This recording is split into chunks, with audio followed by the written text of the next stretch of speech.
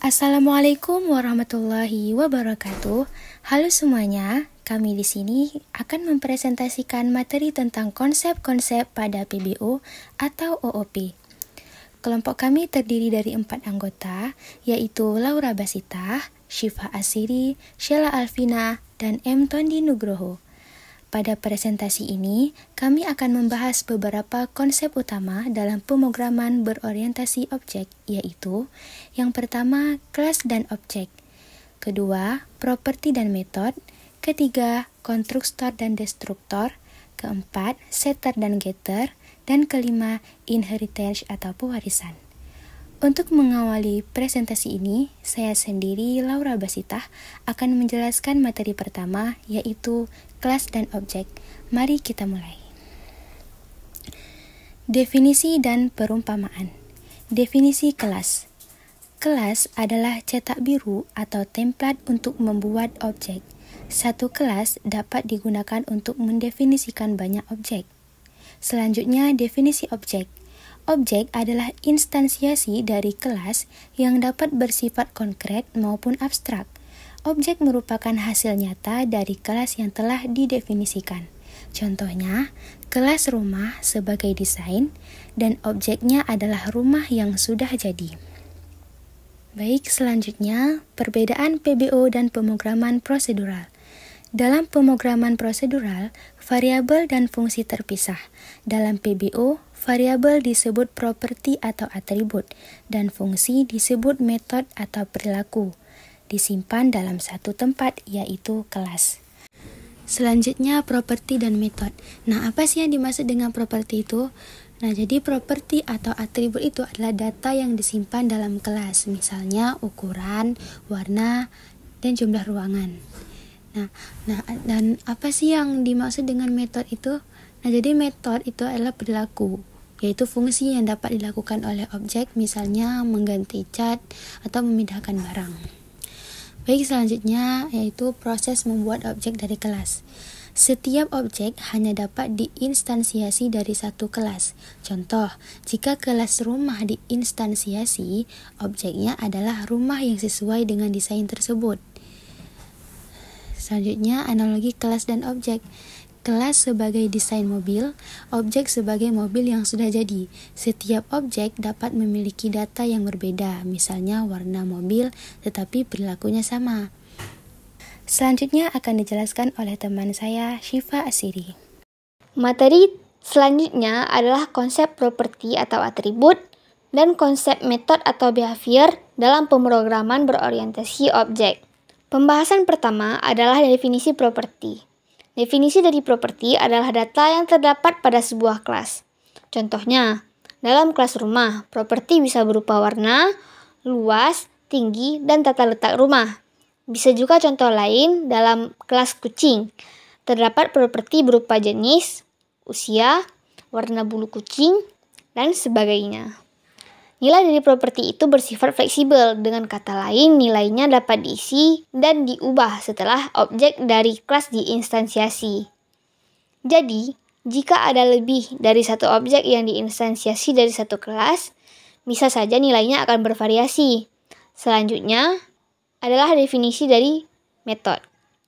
Metode adalah perilaku yang dapat dilakukan oleh suatu kelas.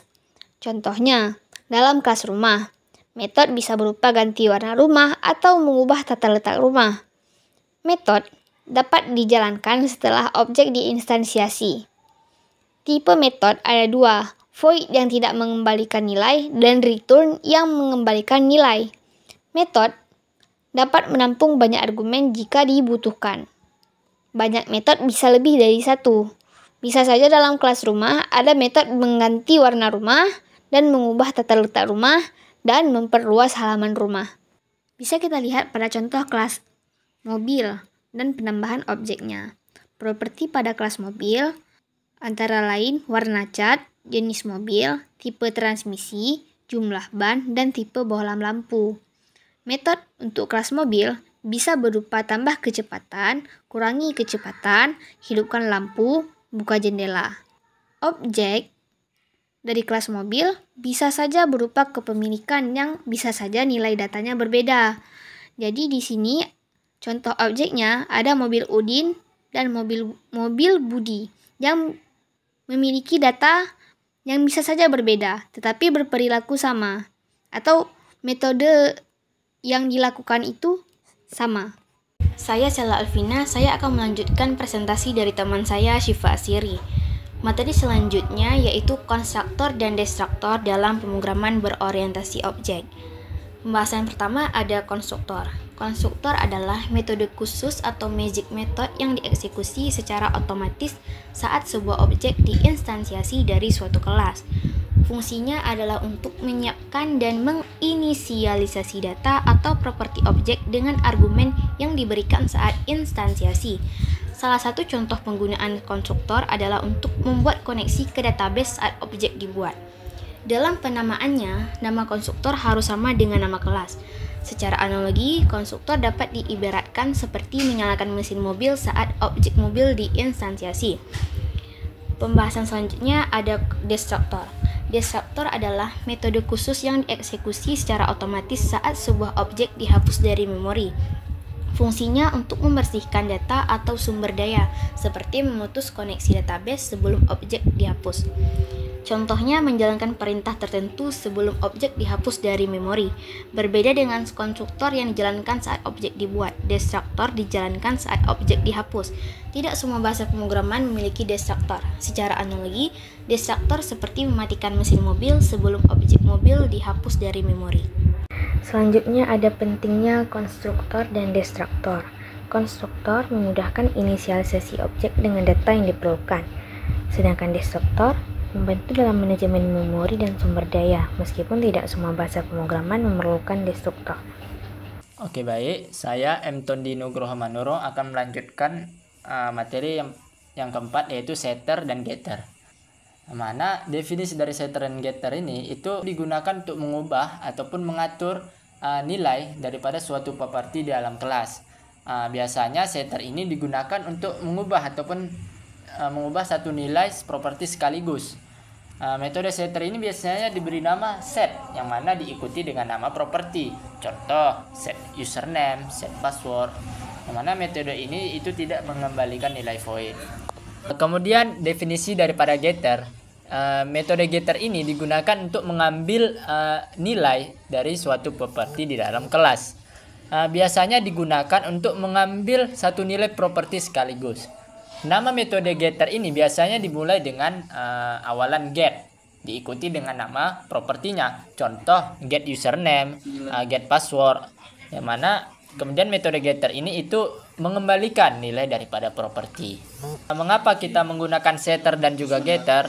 Karena yang pertama, untuk meningkatkan keamanan data dengan mengontrol akses ke properti, sehingga tidak semua orang bisa mengubah ataupun melihat data secara langsung. Kemudian yang kedua, itu untuk memudahkan kontrol atas nilai properti dan metode di dalam kelas, dibandingkan dengan memanipulasi properti secara manual. Kemudian yang ketiga, itu karena memberikan fleksibilitas dalam desain kelas.